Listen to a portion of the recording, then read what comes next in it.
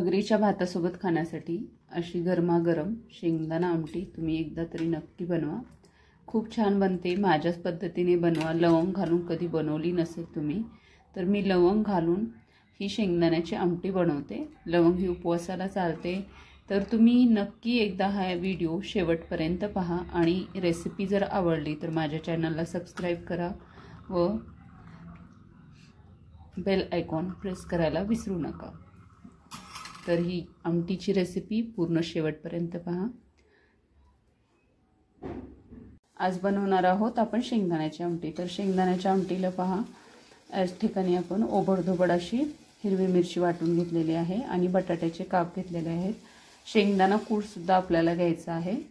तर लगेचच आपण व्हिडिओला सुरुवात करूयात। तर सुरुवातीला आपल्याला कढईमध्ये 2 पळी तेल घालून घ्यायचं आहे।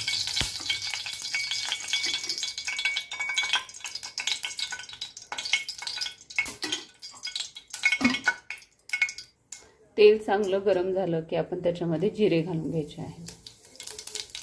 जिरे आपले व्यवस्थित तडतडले की आपण त्याच्यामध्ये लगेचच 2 ते 3 लवंगा घालून घेणार आहेत।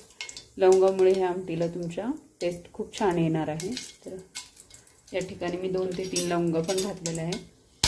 लवंगा फुटतात त्याच्यामुळे थोडंसं साईडला होऊनच लवंगा घालून घ्यायच्या। त्याच्यानंतर बटाट्याचे काप आपण याच्यात घालायचे आहे।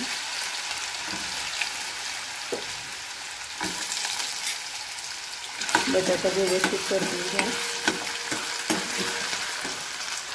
लवंग जर उडू नये वाटत असेल तर तुम्ही त्याचे 2 तुकडे करून सुद्धा घालू शकता। पण लवंगीमुळे ना आमटीला खूप छान टेस्ट येते। किंवा लवंग ही वाटून घ्यायची सरळ आणि ते आमटीच्या फोडणीला घालायची, त्याच्यामुळे एक वेगळी स्मेल येते आणि आमटी पण खूप छान लागते। वाटूनच घाला शक्यतो तुम्ही लवंग। तर बटाटा काप व्यवस्थित परतल्यानंतर आपण त्याच्यामध्ये गरजेनुसार हिरवी मिरची ॲड करायची आहे। माझी हिरवी मिरची फार तिखट आहे त्याच्यामुळे थोड्याशा प्रमाणात घालते मी आणि आमटीची क्वांटिटी पण कमी आहे माझ्या। तर आपण ही हिरवी मिरची व्यवस्थित अशी परतून घ्यायची।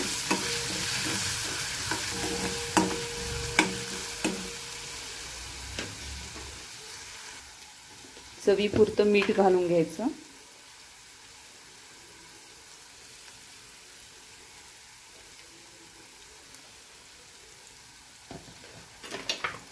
थोडंसं परतायचं याला आणखी। परतून झाल्यानंतर कलर थोडासा चेंज झाला की लगेचच आपण याच्यामध्ये 1 ग्लास पाणी ॲड करणार।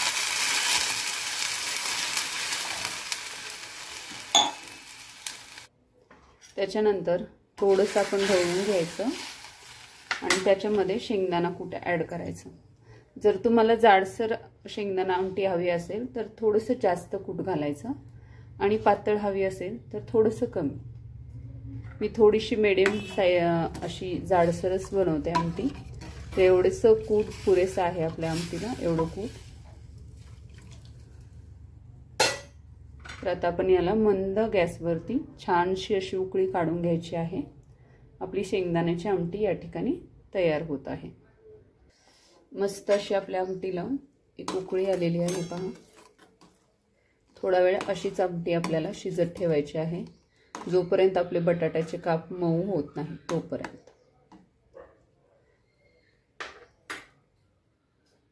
तर गरमागरम अशी वरईची आमटी, आपली शेंगदाण्याची आमटी तयार झालेली आहे।